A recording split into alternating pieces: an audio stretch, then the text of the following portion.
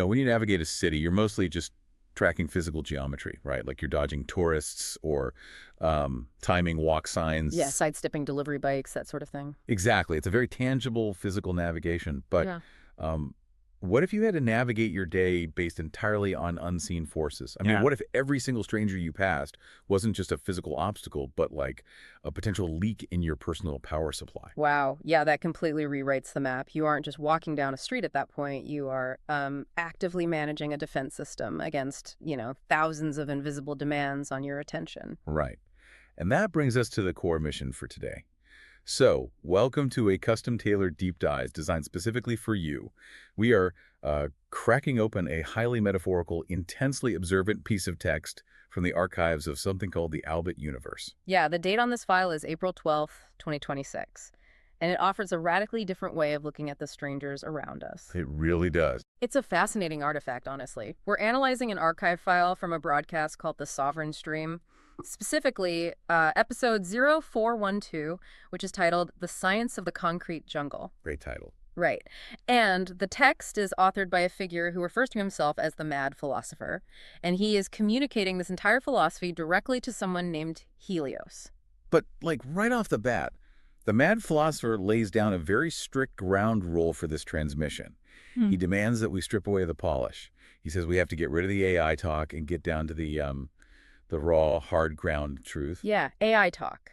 Right. And in the context of this universe, AI talk seems to mean that sterile, overly optimized, emotionless language that we use to sort of mask our actual human intentions.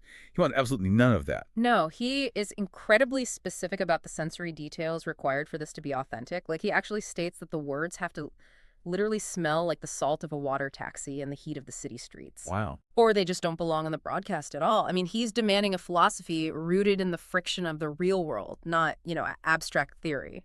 And our goal for you in this deep dive is to honor that mandate. We are going to decode this urban philosophy about energy, about survival, and about the hidden social dynamics playing out all around us. Absolutely. And we really have to start with the brutal binary premise of the entire text. The mad philosopher tells Helios that he is navigating a concrete jungle. And in this environment, a person's spirit is either their shield or their dinner plate. Man, that imagery just leaves zero room for misinterpretation. None. Either you are actively protecting your core essence, like your internal stability, or you are offering it up on a platter to be consumed by the environment around you. The text posits that there's just no neutral ground in a dense urban space. You're either sovereign or your sustenance. Exactly. Yeah. Sovereign or sustenance. Okay, let's unpack this. Because to really understand why a shield is so desperately necessary, we have to look at the specific environment Helios is dealing with. The text starts with a scene that most of us would consider, completely mundane. It's a water taxi ride. Right. Just a standard public transit commute. Yeah. But through the lens of the Sovereign Stream, a commute is a high-stakes arena. Right. Public transit is where the illusions of personal space are just completely shattered. Oh, totally. The text describes this water taxi as a literal pressure cooker.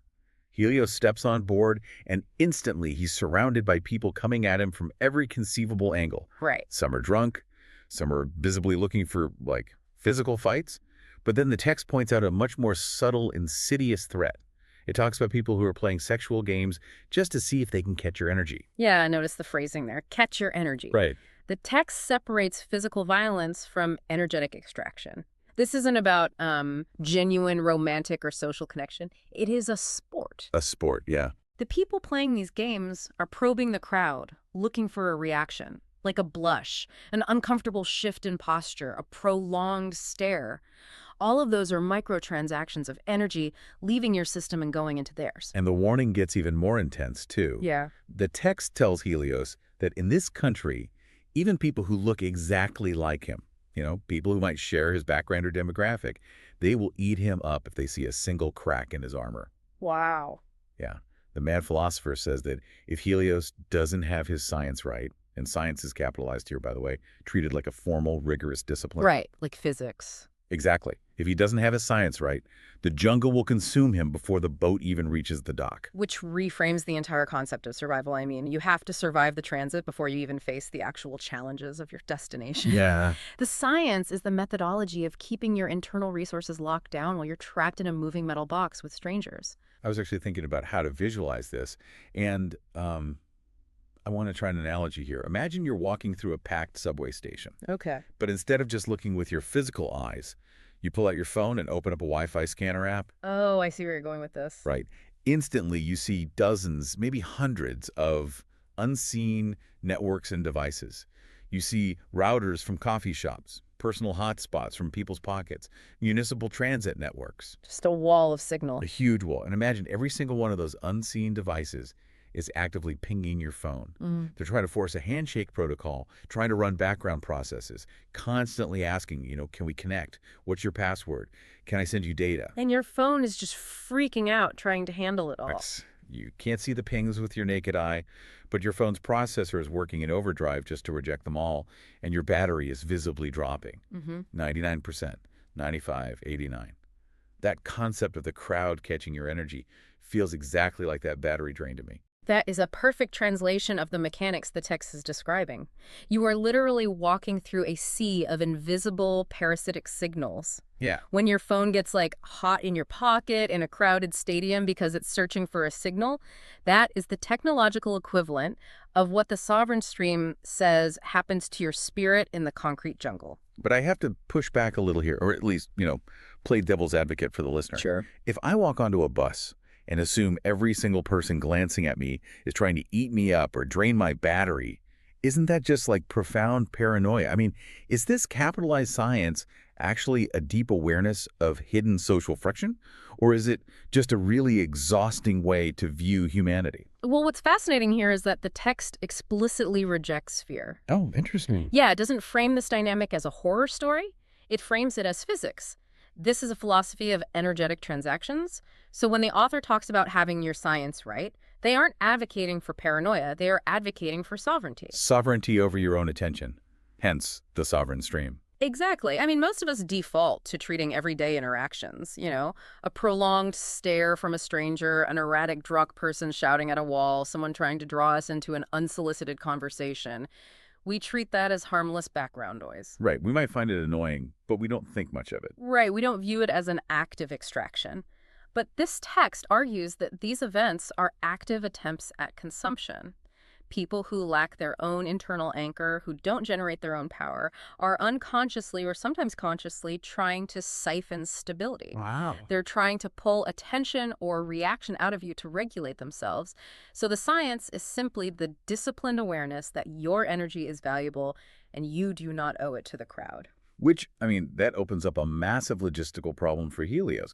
Because if this environment is constantly pinging you, constantly trying to force that Wi-Fi connection and drain your battery, how do you handle direct, unavoidable interactions without losing your power? Right. You can't just isolate completely. Exactly. We can't just close our eyes and plug our ears.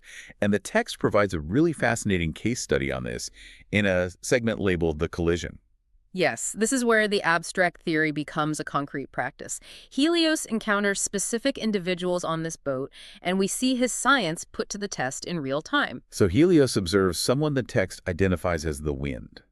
And she's described as having a European frequency. Right. And according to the broadcast, the wind is on this boat playing a game. She is hunting for a vibe that she fundamentally doesn't understand. Yeah, we need to decode that term, European frequency, because in the context of this metaphorical jungle, it represents a colonial approach to culture and energy. Oh, I see. She is essentially a tourist in this energetic landscape. Yeah. She wants to extract the aesthetic, the coolness, the vibe of the people around her without having lived the reality that created that vibe. She's consuming culture for entertainment. Precisely. Yeah. She wants the flavor without the nutrition. Exactly. And she tries to pull this energy from two specific archetypal figures on the water taxi, the Rasta and the inventor. Now, the text doesn't give us their life stories, but the titles tell us everything, right? Yeah, the archetypes are clear. The inventor is a creator, someone perhaps focused on a brilliant idea but vulnerable to being distracted.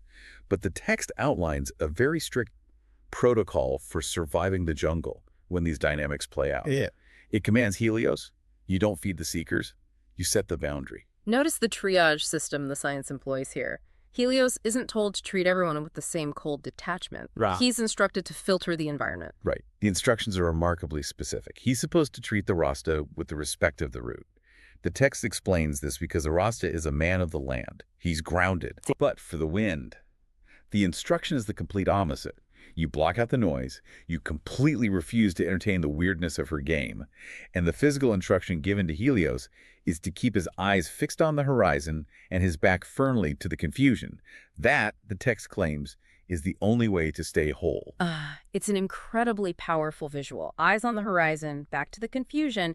It is a physical manifestation of a psychological boundary. But, I'm looking at this from a practical standpoint, and I have to ask, doesn't this strict categorization sound incredibly exhausting? How so? Think about walking onto public transit and instantly having to mentally tag everyone. Like, okay, that person is the wind, they're a seeker, I must block them. That person is the root, I must respect them. Right. Doesn't this hyper-vigilant filtering mechanism eventually cause the exact kind of mental fatigue it's supposed to prevent? Well, if we connect this to the bigger picture, the text argues the exact opposite. What's being described isn't hypervigilance, it is extreme intentionality. Engaging with the wrong people is what causes fatigue. Walk me through the mechanics of that. Why is one exhausting and the other isn't? Think about the nature of those archetypes. The wind represents chaotic, ungrounded curiosity.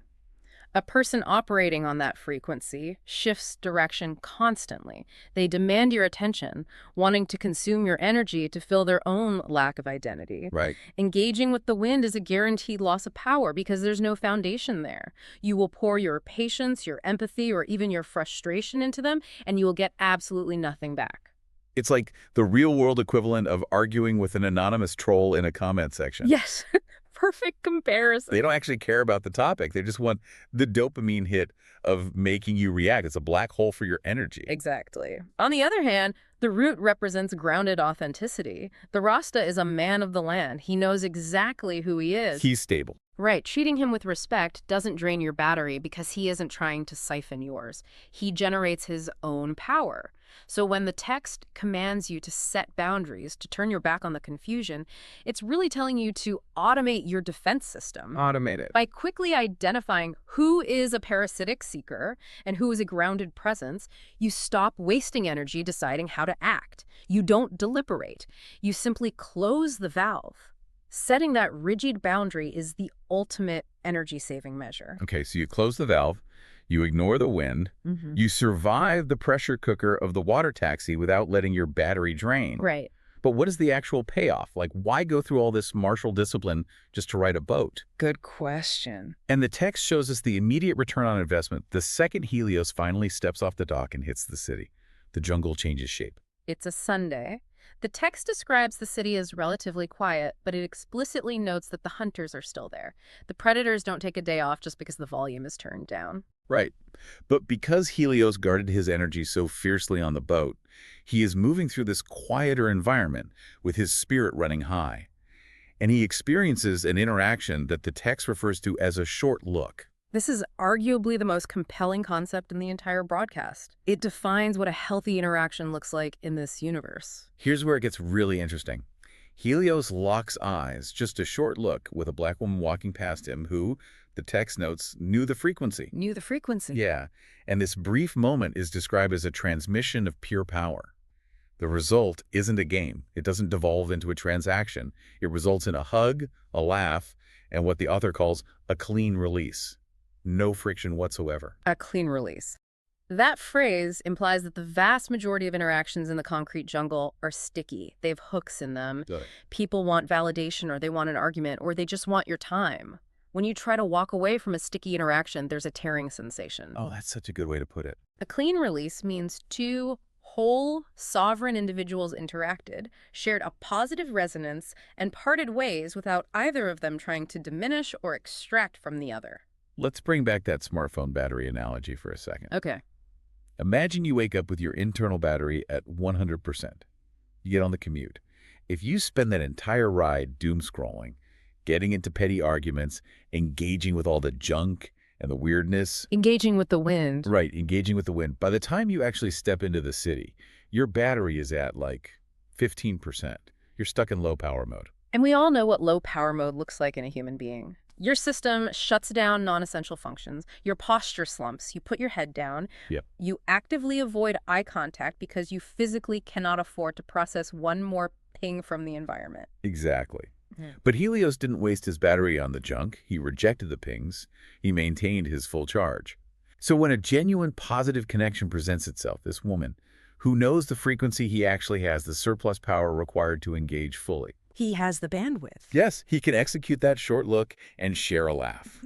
And the text suggests the universe actually rewards him structurally for this conservation. Yes, the physical reality of his day begins to bend in his favor. Right after this interaction, Helios hits a junction in the city. And because he did everything right, he doesn't have to wait. He doesn't have to hike. Within 5 minutes, the text says a brother pulled up. He gets a ride. Wow. And the broadcast delivers this incredible line explaining why this stroke of luck happened. The order recognizes its own. The order. It sounds almost mystical, like an underground syndicate, but within the context of the sovereign stream, it's intensely practical. It is not a secret society with passwords and handshakes. It is a resonant frequency. It's sort of like a network of tuning forks. Mm-hmm. You know, if you strike one, the others that are calibrated to the same pitch naturally start vibrating. That is a brilliant way to look at it. People who successfully guard their energy naturally radiate a very specific, rare signal in a chaotic city. Right. They aren't broadcasting desperation, and they aren't broadcasting predation. They're broadcasting profound stability. And when you broadcast stability, you become highly visible to other people who are doing the exact same thing. Makes sense. The order is just a spontaneous, decentralized community built on mutual respect and clean releases. Helios gets a ride instantly because the driver recognized a fellow practitioner of the science. They saw the shield, not a dinner plate. So we've navigated the gauntlet of the water taxi, we've set firm boundaries against the seekers, and we've reaped the rewards of preserved energy on the city streets. Right. But the day has to end. The text takes us to the closing segment of the broadcast, which is titled The Download. The active navigation, the dodging and filtering is over. Now comes the necessary work of integration. Helios is back in the quiet. The text says he is downloading the data of the day and talking to the Father.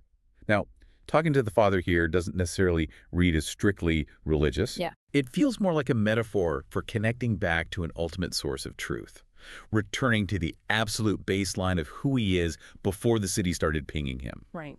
And the ultimate lesson from the mad philosopher is presented here. He says the morning and the evening bring very different things. You cannot predict the jungle. You just have to stay ready. You have to stay cool. And cool is capitalized here, just like science. It's not slang. It is a formal, elevated state of being. The text finishes with a stark warning. It says balance isn't just some wellness buzzword. In the concrete jungle, balance is the absolute only way you survive the teeth of the people. The teeth of the people. Yeah. The broadcast ends by declaring the lines are cut, signaling the end of the transmission, and the author confirms that this structure stays on the ground. It acknowledges the predators without becoming part of them. That final phrase, acknowledges the predators without becoming part of them, is the entire philosophy distilled into a single actionable mechanism. So what does this all mean? Obviously, you, the listener, are not living in the fictional Albert universe in 2026. Probably not. But you are navigating your own modern jungle every day, whether that's a hyper-competitive corporate office, a chaotic family gathering, or just the endless pressure cooker of social media. Absolutely. How do we actually apply this sovereign stream mindset? How do we physically stay cool when the teeth of the people are snapping at us? Well, it comes down to elite emotional regulation, and specifically mastering the micropause. Okay. Staying cool in this context does not mean being aloof or apathetic or pretending you don't care. It means maintaining absolute sovereignty over your internal state. When the text says you can't predict the jungle, it acknowledges a hard truth. You cannot control what other people do. Right. You cannot control the wind. You cannot control the hunters. But staying cool means you refuse to let the chaos of the city dictate your spiritual temperature. You don't let someone else's manufactured urgency become your actual emergency. Precisely. To survive the teeth of the people, you have to see the games being played in real time. You acknowledge them. Yeah. When someone cuts you off or sends a passive-aggressive email or tries to pick a fight, you observe the stimulus. This person is trying to provoke me. This person is operating on a chaotic frequency. You see the predator. But and this is where the science lives in that micropause between the event and your reaction, you choose not to bite back.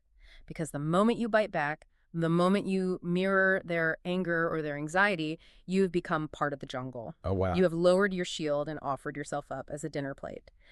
The science is observing the game, seeing the board clearly, and simply choosing to keep your eyes on the horizon.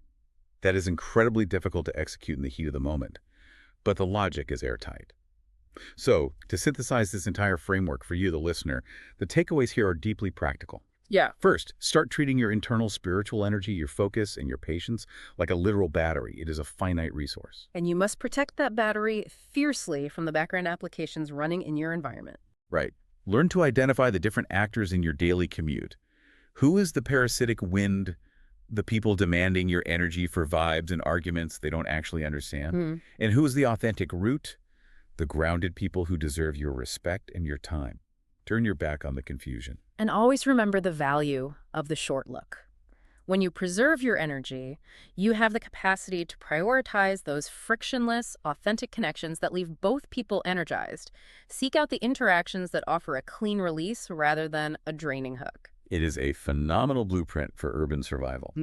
But as we wrap up this deep dive, I want to leave you with a final thought to chew on. This is something the mad philosopher doesn't explicitly address in the text, but it naturally bubbles up when you really sit with the implications of this philosophy. This raises an important question.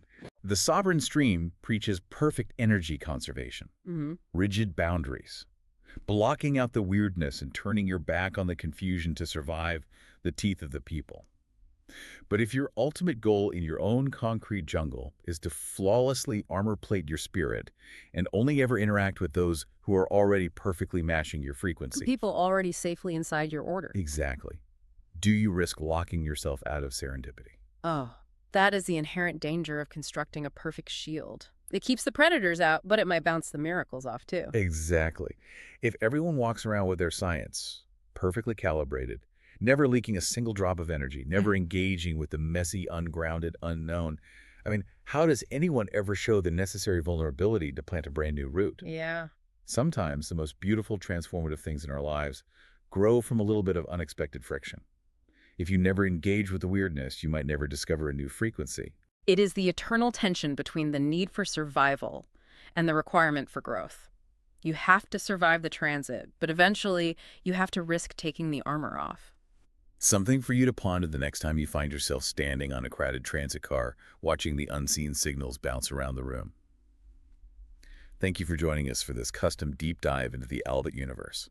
Until next time, as you step out into the pressure cooker of your own concrete jungle, remember, ask yourself today, is your spirit going to be your shield, or is it going to be someone else's dinner plate?